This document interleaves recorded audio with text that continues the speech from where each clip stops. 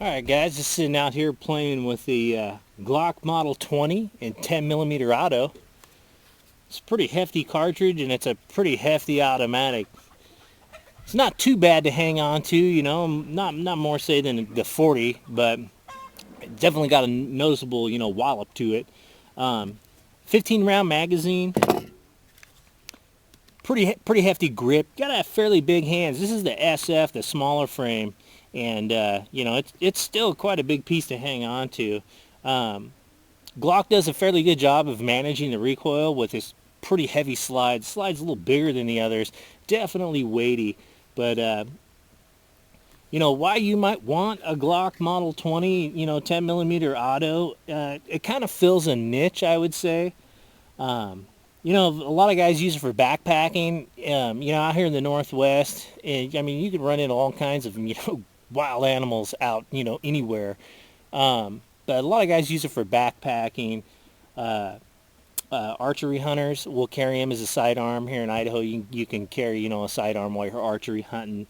Just in general, if you're out, if you're doing anything, fixing fences or anything out here, I mean, you get anything from a wolf to, an angry bull elk to, shit, I don't know, maybe even a feral cow. No, I'm just kidding. But, the gun's fun to shoot. I mean, it's not that bad, and it definitely, I would say, fills a niche. It offers you the convenience of having a lot of firepower. You got quite a few rounds. And it's still pretty friendly to carry on your side.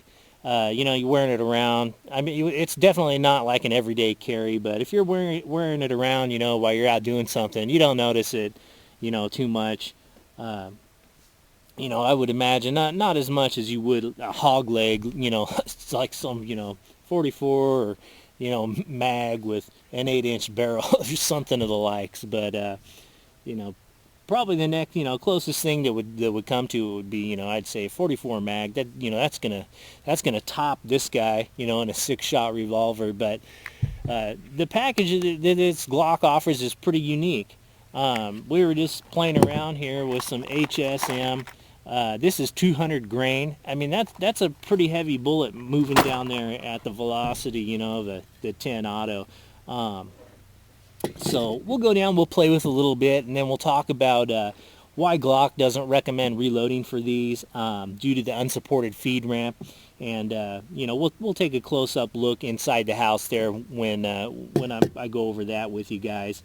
So keep watching. We'll go down, we'll shoot a close range there. I managed to score 3 hits out there, at 75-yard mark or whatever, but just almost no drop. The thing really flies out there.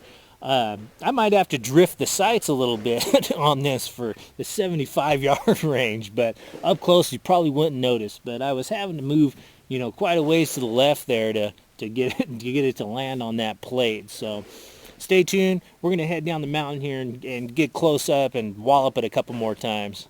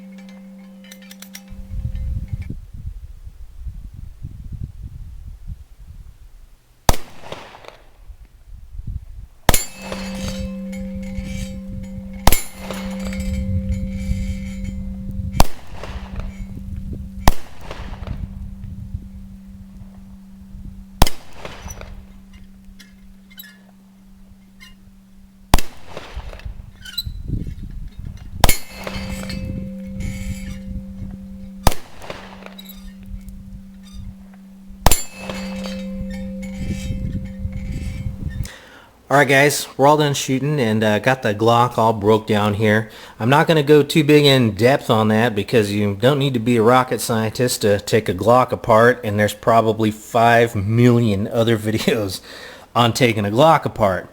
But what we're going to talk about is why Glock says do not reload for, for any of their Glock pistols, basically in the owner's manual. And a lot of guys have speculated that it might be don't reload because they don't want you using like lead cast bullets, because of the unique rifling in the Glock barrel will lead to lead fouling, yada, yada, yada. But I think moreover, it's just kind of a safety issue, because what Glock does with their feed ramps here in order to, ensure that that feeds reliably is they leave an area of the chamber here unsupported. So when you actually put here's a spent case, and we'll look at it after, but if you actually put a live round and you feed it up in the barrel, I'll do this one-handed here and I'll show you guys.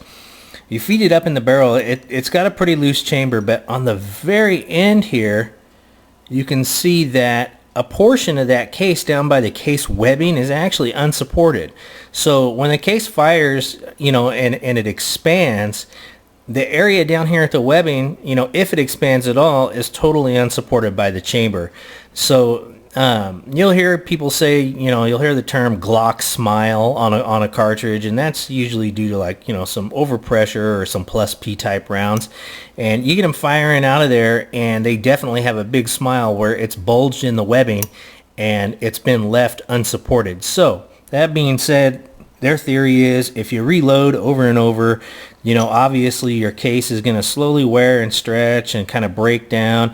And then if you load something up pretty hot, or, you have any kind of, mishap during your reloading as far as your charge weight or whatever, you could blow that case out right at the bottom of the webbing, right down into the magazine well, crack your, polymer frame, and probably blow some chunks off your hand. But a lot of guys do, in fact, reload for their stock barrel here. But there are aftermarket barrels specifically made for guys who want to do, a lot of reloading. And they feature fully supported chambers all the way around. It's up to you guys if you're going to reload. I have shot some reloads through here, and I do not load them back to like the 10mm auto spec. I inspect the casing and make sure that there's no, bulge out at the bottom of the webbing here. And then you can actually load these 10mm auto cartridges just down to like 40 S&W pressure or whatever. You can get some Barry's bullets, and you can, plink all day long. Never had any problems with it. But of course, Glock says it voids your warranty. It might void your hand. So you'd have to be careful. Something to think about.